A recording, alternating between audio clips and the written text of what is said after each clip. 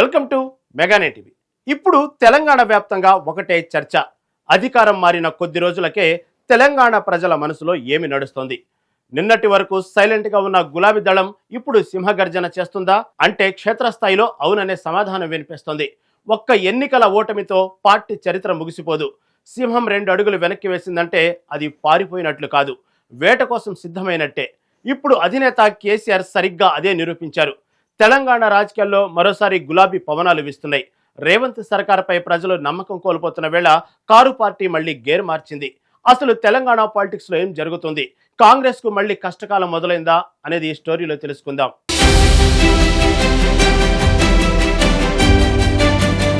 తెలంగాణ రాజకీయ చరిత్రలో ఒక అధ్యాయం ముగిసిపోయిందని అనుకున్నారా? కారు పార్టీకి కష్టకాలం వచ్చిందని సంబరాలు చేసుకున్నారా? ఒక్క ఓటమితో ఓ సామ్రాజ్యం అంతమైపోతుందని భ్రమపడ్డారా? అయితే వినండి, చరిత్ర ఎప్పుడూ ఒకేలా ఉండదు. రాజు మారినంత మాత్రాన ఆ రాజు సృష్టించిన చరిత్ర చెరిగిపోదు. ఇప్పుడు తెలంగాణ నలుమూలలా ఒకటే మాట వినిపిస్తుంది. గులాబీ దళం మళ్లీ గర్జిస్తుంది. తెలంగాణలో గులాబీ పవనాలు మళ్లీ మునుపెన్నడూ లేని విధంగా వీస్తున్నాయి.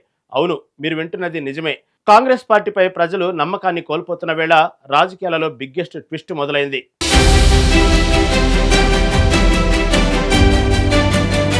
కాంగ్రెస్ కు కౌంట్ డౌన్ స్టార్ట్ అయింది. గులాబీ బాస్ ఇప్పుడే ఆట మొదలు పెట్టారు.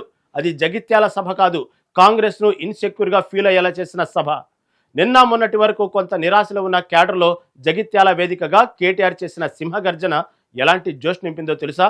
నిదానంగా ఉన్న లావ ఒక్కసారిగా పేలితే ఎలా ఉంటుందో బీఆర్ఎస్ కార్యకర్తలు అలా రోడ్లపైకి వస్తున్నారు. ఉద్యమం మన గుండెల్లోనే ఉందని కేసీఆర్ ఇచ్చిన ఒక్క పిలుపు ప్రతి కార్యకర్తలో నూతన ఉత్తేజాన్ని నింపింది. రక్తం ఉడికేలా కొత్త ఉత్సాహాన్ని ఇచ్చింది.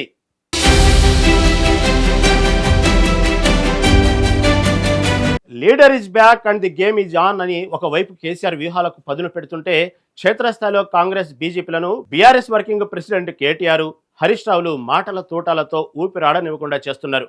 కేటీఆర్ నేతృత్వంలో గులాబీ దళం చేస్తున్న ఎడతెగని పోరాటాన్ని ఎలా అడ్డుకోవాలో, వ్యతిరేకంగా మాట్లాడుతున్న జనాలను ఎలా నిలువరించాలో అధికార పార్టీలకు అస్సలు అర్థం కావడం లేదని ఇన్సైడ్ టాక్.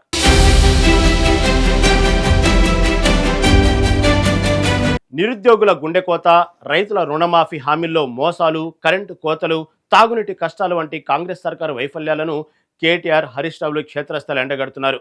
మరోవైపు ప్రభుత్వంపై వ్యతిరేకత కూడా మొదలైంది.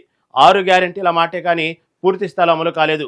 ఫ్రీ బస్సు, ఉచిత కరెంటు, గ్యాస్ సిలిండర్ సబ్సిడీ తప్ప మిగతా పథకాల అమలు ఆటకెక్కింది.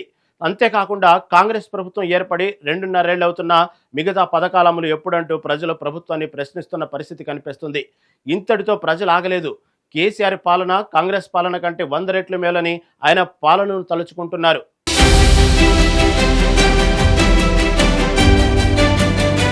ఈ ప్రజా వ్యతిరేకతే బీఆర్ఎస్ అస్త్రంగా మారింది.